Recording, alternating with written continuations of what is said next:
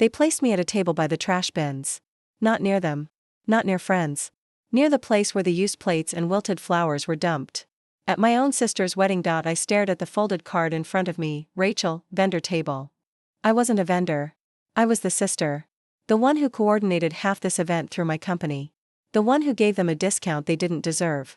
But that's not who I was to them. A busboy placed a half-filled water glass in front of me and muttered, "This is the vendor table, right?" I nodded. Silent. Numb. I looked across the ballroom, where Emily sat beaming, in a gown I had helped her choose. Under chandeliers my team installed. My mother waved to someone, laughing. My father held a glass of champagne. Neither had spoken to me since the ceremony. I arrived early to supervise the layout. I left before the guests showed up so I could change. When I returned, I was invisible. My name wasn't announced during the thank yous. The MC listed the florist, the makeup artist, even the DJ. But not me. Not the person who sourced the venue, booked the rentals, and upgraded the lighting package. For free. We wanted it to feel clean, my mother had said. No logos, no attention drawn to the help. I was the help, and they made sure I knew it. I watched waiters pass with champagne. No one offered me a glass. When I stood to walk toward the family table, Margaret blocked me mid-path. "Rachel," she said, quietly but firmly, "can you not interrupt photos right now?" I froze. Then stepped back. I returned to my seat. The smell of discarded food filled the air. A staff member placed dirty glasses in a bin right behind me. My heels were catching on the edge of a floor mat I personally designed for their first dance. And they still hadn't said, "Thank you." Emily never looked my way. Not once. She had smiled when I gave her the final walkthrough. But now, she was draped in praise. The perfect bride, with a wedding everyone assumed she paid for, created, dreamed up on her own. No one asked who actually built it. It was around dessert, when a guest came over and said, "This setup is incredible." I heard Emily did everything herself. I smiled politely. Nodded once. Then stood up, walked behind the curtain where the servers were waiting, and texted my lead, "Pull our team. Now." No fight. No scene, just silence, and a quiet reclaiming of everything they tried to erase. Growing up, I was always the background. The planner. The one who remembered birthdays, organized school fundraisers, took the blame when things fell apart. Emily was the light, they said it all the time. She brightens every room. I just made sure the lights were working. I learned early that visibility came at a cost. When I spoke up, I was too much. When I stayed quiet, I was cold. So I found purpose in doing tasks, lists, solving problems no one even knew they had. That's how I survived. 1819, I started helping friends with parties. I had a talent for timing and design. It calmed me, gave me control in a life where everything else felt dictated.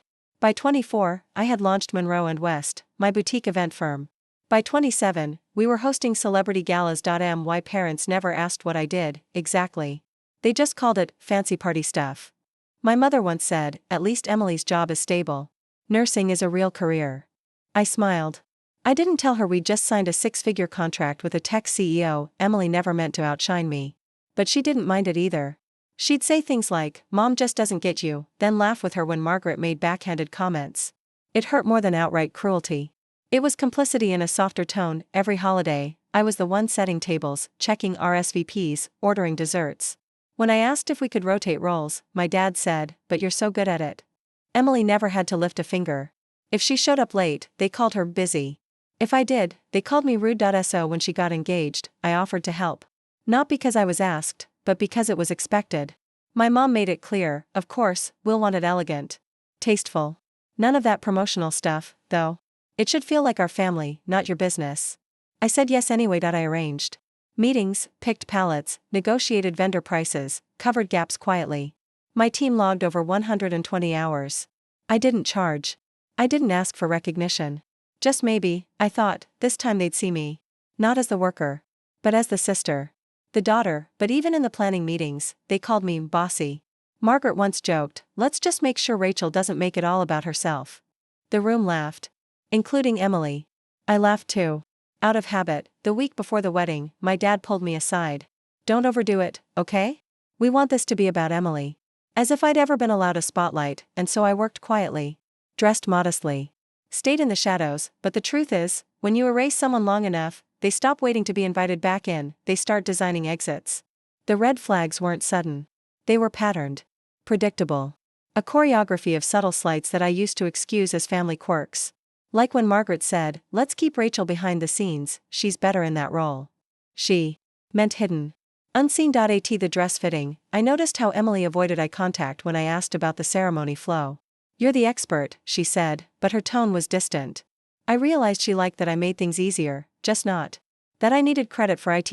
My father sent a list of guests we can't sit near Rachel. He framed it as logistics, but the implication was clear. I wasn't someone they wanted seen at the center. "You're not great with small talk," he added. "I'm great with CEOs. But not them." The vendor emails always came through me. But my name never appeared on any of the official paperwork. "It'll look weird if it seems like we're depending on family," my mother said. "We want this to look elevated." I was elevated. They just didn't want anyone to know. At the rehearsal dinner, someone asked who was managing the details. Margaret jumped in. "We've just been figuring things out as we go. Emily's been amazing with everything." I blinked. My laptop had the entire 17-tab plan.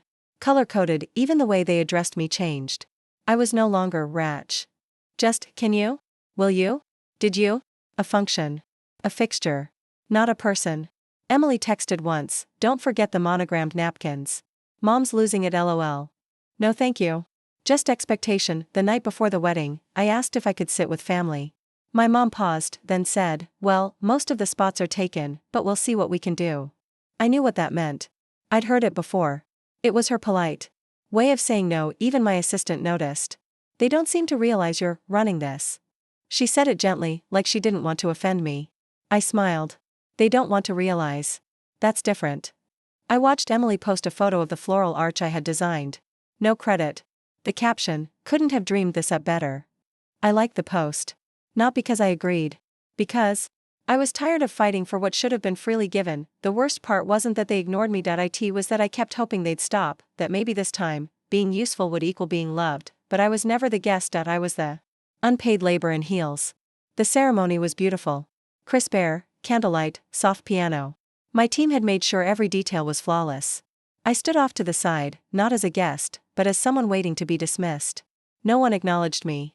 Not even a nod from my mother. Emily walked down the aisle like royalty. My father cried. Margaret beamed. I smiled too, because my team had nailed the timing perfectly. That was my role, make others look perfect while staying invisible. After the ceremony, the coordinator, who reported to me, whispered, "They want you seated near catering for easier access." I thought she was joking. She wasn't. There was a card with my name, Rachel, vendor table. Set apart. No family. No bridesmaids. The table was tucked behind a curtain near the trash collection. Literally. I could smell it. I looked down at the floor, my custom flooring. I'd designed it. Paid for it. Yet they put me where the garbage goes. I walked to Margaret, thinking it was a mistake. "I think there's a mix-up," I said. She didn't even flinch. "Oh, no, honey. We just figured you'd want to be close to the team in case anything goes wrong. It's not personal." It was entirely personal. Emily saw me as I walked away. She didn't come over. She just looked. Then turned back to her new husband. That was her choice. A deliberate silence, and back at the table, a server offered me a plate. "You're with the vendors, right?" I nodded. My name wasn't on the family seating chart. My title wasn't in the program. I was a ghost in a dress. Then came the speeches. The DJ announced a round of thank yous. Margaret spoke. My father raised a glass. They thanked the guests. The wedding planner. The staff. The floral designer. The DJ. No mention of Monroe and West. No mention of me. Someone at another table leaned toward a guest and said, "This wedding is a dream." Emily really outdid herself. I sat there, smiling like a prop. My jaw clenched so tight it hurt, and then, I heard laughter. Daniel, the cousin who always echoed Margaret, snickered, "Guess even Rachel's just background now." The table chuckled. No one stopped him. That was the moment I felt it snap inside me, not rage. Not tears. Just a clean, cold break. I stood, walked behind the venue curtain, and sent one message to my team: withdraw all Monroe and West support. Immediately. I walked through the back corridor, past the staging area where servers stood confused. My lead coordinator, Mia, caught my eye. She looked stunned. "Are you sure?" she asked quietly. I nodded. "Pull everything. Shut it down." My voice didn't shake. That surprised me. Within minutes, the uplighting dimmed. The signature cocktail stopped being served. My staff began collecting decorative pieces. The floral centerpieces meant for the second half of the reception never made it to the tables. I watched from the shadows, calm. Detached. I didn't do it to ruin the wedding. I did it to reclaim something. A self-respect that had been slowly peeled off me with every laugh, every omission, every dismissive, "She's just helping." I wasn't helping. I was holding the entire thing together. I walked outside to the parking lot and sat in my car. Locked the doors. Let the silence hit me full force. My hands were stiff. My jaw sore. I hadn't cried. Not yet. Not even when I realized the entire event was built on my effort and erased with their pride. Memories started flashing in like static. My 7th birthday, when Emily got a new doll and I got socks. High school graduation, when I came second in class and no one showed up because Emily had a dance recital. The pattern wasn't new. I had just become too good at pretending it didn't matter. I texted Mia again. Log our hours. Send final invoice. Full price. No discounts. No family favors. No more bending just to feel included. Then the first message came in. From Margaret. "Rachel, where did everything go? What are you doing?" I didn't reply. She had ignored my value in front of 100 people. Let her sit in the consequence in front of the same. I opened my phone camera. Took a photo of my vendor table card. The trash bins behind it. The drink station beside it. Then I deleted it. Not out of mercy, but because I didn't need proof anymore. I knew the truth. Emily hadn't texted. Not once. She knew what was happening. She always knew. But knowing and caring are two different things, and she only ever did one. The saddest part? It didn't feel shocking. It felt familiar. They didn't make a mistake, they made a choice, and for the first time, I did. 2. The day after the wedding, I didn't get out of bed until noon. My phone had 17 missed calls. 5 from my mother. 3 from my father. 1 from Emily. The rest were unknown numbers. Probably guests wondering what happened. I didn't answer any of them. Instead, I opened my laptop. Not for emails, but for records. I pulled up the timeline. Every service Monroe and West had provided. Every free upgrade. Every waived fee. I printed it out. 15 pages. Itemized. Labeled, "The wedding they claimed without me." I reviewed old texts. Margaret saying, "Don't make this about you." Emily writing, "Mom's being controlling again, just ignore it." But she never defended me. She never once said, "Rachel's the one making this possible." Silence speaks. So does convenience. I found a draft invoice I'd started months ago but never sent. It had a discount note at the bottom, family rate, 100% off. I changed it. Deleted the line. Replaced it with, family rate revoked. Full value applied. It felt surgical. Necessary. Scrolling through my company's event archives, I realized something. The weddings I designed for strangers were filled with more love than the one I did for my own blood. Those clients had thanked me. Celebrated me. Some even cried with me. My family?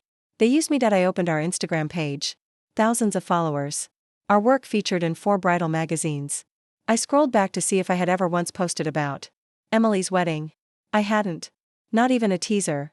Something deep in me had known. I remembered Emily's bridal shower. She hugged me when I handed her the custom invite design. "You're the best," she'd said. But when people asked who made it, she smiled and said, "It just appeared." Like I was magic. Or invisible. Even when I offered her a vendor discount. "Through my network," she said, "I don't want people to think I needed help." But she did need help. She just didn't want anyone to know it came from me. Looking back, it wasn't about one bad night. It was a mosaic of moments. Years of erasure. A slow, quiet exile wrapped in politeness. They kept me close enough to use. Never close enough to honor. That afternoon, I emailed the final invoice. Attached the breakdown. No message. No greeting. Just the truth, lined in dollars. I didn't want an apology. I wanted distance, and I had finally bought my freedom. I didn't plan revenge. I planned clarity. And nothing's clearer than a published invoice and a missing logo on a disaster wedding. Monroe and West removed all association. No credits. No photos. No mention. It was as if we had never touched it, and suddenly, it showed. Within days, wedding blogs started buzzing. Guests posted about the unfinished setup. No florals during the second half. No signature drinks. No lighting during the reception dances. Something happened, one post read. It was like the whole event deflated.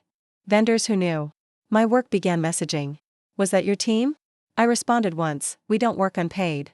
Word spread, quietly, professionally. My company's name was protected. Theirs? Not so much. Emily finally texted, "Can we talk?" I ignored it. 3 days later, another came, "You embarrassed me. You could have waited." That one made me laugh. Not loudly. Just one exhale. Because it confirmed what I'd always suspected, she Cared more about the performance than the person. My mother sent a voice note. 8 minutes. Rambling. Angry, then apologetic. We just didn't think it was that serious. You're always so capable. We thought you'd understand. I didn't reply. That silence was my final RSVP. I posted a simple message on the company page: know your value. Even if they pretend not to see it. No names. No tags. Just truth. It became our most shared post of the year. Then came the call from a high-profile client, one Emily used to name drop when trying to impress people. I saw what happened, she said. You handled it with class. I want to book you. I signed the contract that same afternoon. 2 weeks later, a popular wedding podcast invited me for an interview. Topic: knowing when to walk away, even from family. I didn't mention my sister. I didn't need to. Every woman listening recognized the story. At the end of the episode, the host asked, "What would you say to someone who keeps showing up for people who only show up to take?" I said, "You're not selfish for leaving the table where they only feed on your silence."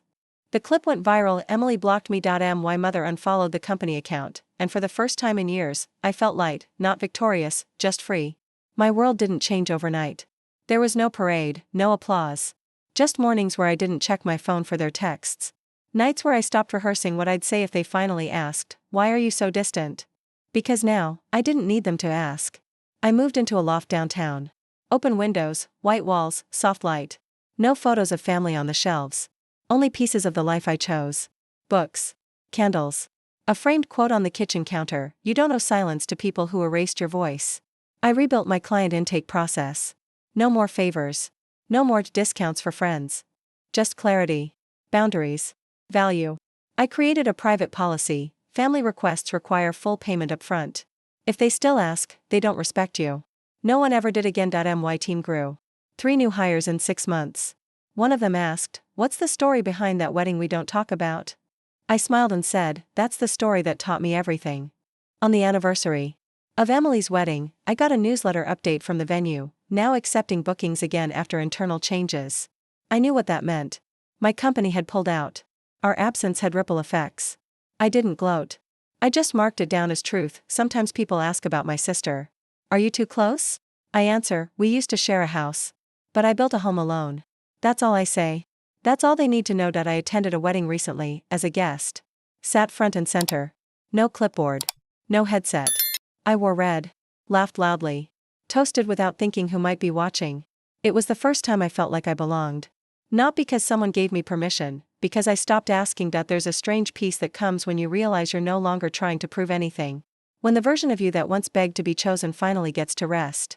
And that version of me, she's gone, the woman who stayed up nights designing centerpieces for people who wouldn't even say her name. That woman doesn't live here anymore. Now, when they talk about family, I don't flinch, because I've redefined the word. It starts with me.